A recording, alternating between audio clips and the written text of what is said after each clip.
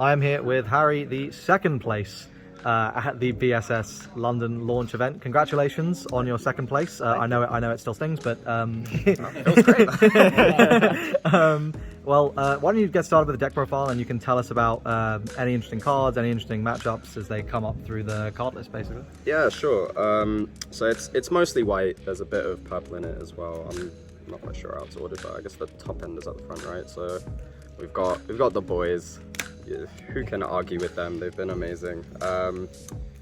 Yeah, this guy's been pretty cheeky as well. It was very good. I've got guys to sacrifice in the main like Beldegor and 4-drops and stuff, so it comes out quite a lot. But yeah, probably wouldn't main more than one of it. It was pretty good. Obviously the elk final was so good. Then 4 Pegasione, 3 Fuller. So yeah, obviously it was a launch event, so I wasn't sure on the 4 Fuller because you never know what people are going to turn up with.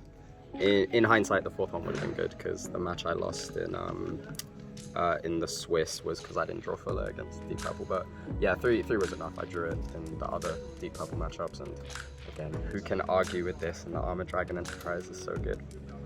Then there was 2 Valkyrie Mist, 3 Cavalier, and 3 Beldegor. So just like a little immortal package here. The builds changed quite a lot. Earlier on, it was much more invested in purple in terms of like running Magic Swordsman, Dragon Naga, 4 of this, because white lacks card advantage, and the early game is quite sluggish before you get the top end out. So initially it was yeah, just playing the cantrips, the draw ones, getting your Netherworld Depths out for cheaper was really good. But as we got closer to the tournament, it felt like, you know, like 4 of this was a bit too much. Swordsman Dragon Naga using the Soul Core when I was maining the Fullers also was a bit of a conflict, so we just changed to this. Valkyrie Mist was great. I'm not sure as far as whether I do like 3 of that or 2 of this or whatever, but it was fine. The Beldegors were pretty swag as well. I didn't have the SPR ones yesterday. Then yeah, for the Nexuses, sorry, I'm not sure the rest of it is here. 1 second.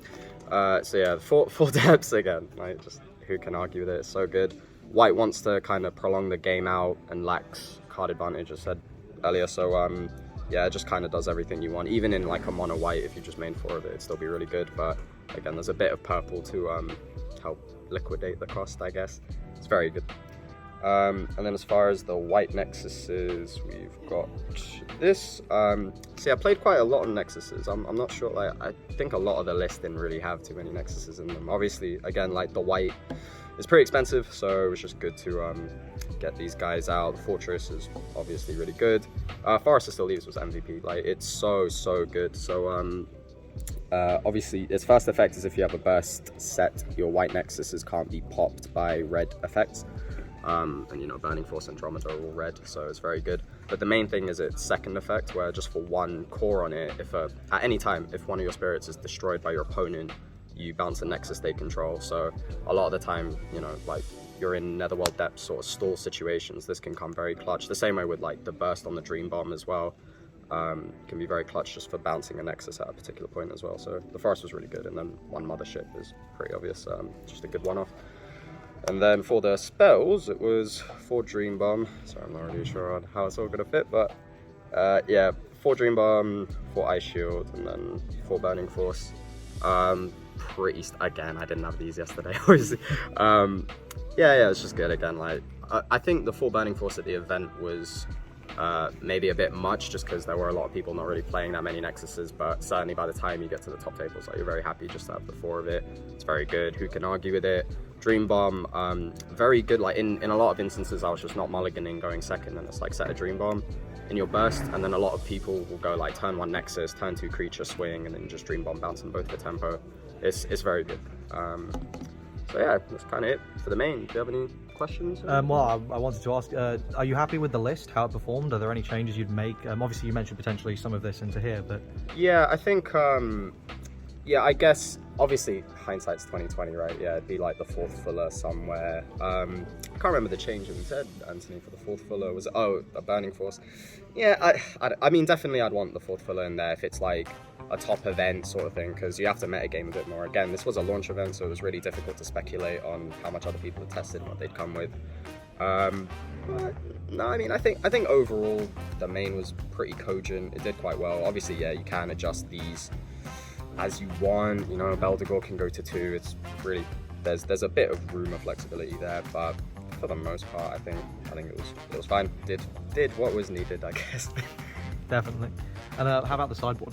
Cool. So then for the side, we got the 4 counter swords. So yeah, it's pretty good. Again, difficult to argue with. I'll do these 2 at once because so my flatmate plays Deep Purple, is like Infernal King Bacillus sort of stuff. So the way that I was thinking to side for that would be to bring the counter swords in, just because the burst can be relevant at certain times. For example, with Bacillus Infernal King, if they have no mana reduction, I think the cheapest it can be is 14, and then with 1 it's 12, and 2 it's 10, but you have to sack the Bacillus for that.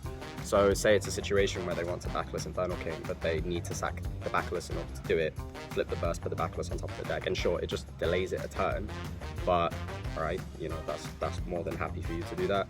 And then similarly, a couple of Holy Elixir, which is because in those situations, like, the ramp isn't bad, and I thought, well, you know, it's pretty interchangeable with suppression in some of the more aggressive contexts that you'd be using suppression, so made sense. I mean, counter sword was gloriously clutch. I didn't really see much of Holy Elixir, but it was pretty good when I saw it, so yeah, that was, I guess, the main aspect of the side. Then 1 suppression, again, for the more aggressive stuff, 4th filler, 3rd Valkyrie Mist. This is more for like mono white, because I think that I get the white mirrors are very tempo based in my opinion. It's just like you're both quite slow out the gate. So say game 1 in the finals, for example, my opponent was playing more out of the white. It was a bit clunkier. I was playing the immortal stuff, applying pressure that way. So yeah, just having another Valkyrie Mist in order to maintain that tempo in the white mirrors, it was very good. And then a 4th Beldegor, under similar logic, banished to the side because it's not SPR. But yeah, again, just some sort of, like with the side that, you know, like before the event, you know, like we went out the night before. I didn't really think about the side as much. It was a 9-card side the day before, and I woke up super hungover on the Saturday. I was just like, just suppression, chuck it in. Who knows? I don't think I saw the suppression once. But yeah, again, like, this stuff is obviously just like extra copies of stuff that's already in the main, so it's really just these. And again, when it comes to like counter swords in the main, you could definitely main 2, but again, it was quite speculative in terms of what people were going to play. There are a lot of matchups where it can just be very obsolete, just sitting in your hand. Even against more aggressive stuff, you don't really want them because it's very spenny just to gain a life most of the time. But yeah, I mean, you could happily main a couple of them. They were very good. Awesome. And are there any shout outs you'd like to give before we close? Oh yeah, these 2 firstly. So shout out Anthony and Connor. We tested everything together, so yeah, I know I was the one that finished 2nd, but it was a team effort. Like, we all built our decks together and tested them a lot. So yeah, principally shouting out them, and then secondarily we shout out Jamie Chad as well, coming down, hanging out with the boys. Unfortunately didn't make top 128 somehow, but that's why you practice, Jamie. And yeah, I guess shout out my opponents as well. Obviously, shout out Artie, shout out Kieran as well. Like, again, like, both just really nice guys. Like, how do I phrase this for YouTube? I'm glad a prick didn't win. It's just like we had fun playing each other, and like, I played Kieran twice, and they were both just fun, friendly games, and that's really what you want from this. Like, part of why, you know, like, I stopped playing TCGs a while ago is just because you deal with a lot of scummery throughout. But yeah, today was fun. And yeah, I guess shout out you for filming the deck. No, well, thank you so much. Congratulations again on your 2nd place. I'm looking forward to seeing you topping loads more Battle Spirits events. I'll see you in a minute. Cool. Right. Thanks. Subscribe for more content. Shilling. Patreon. Bye.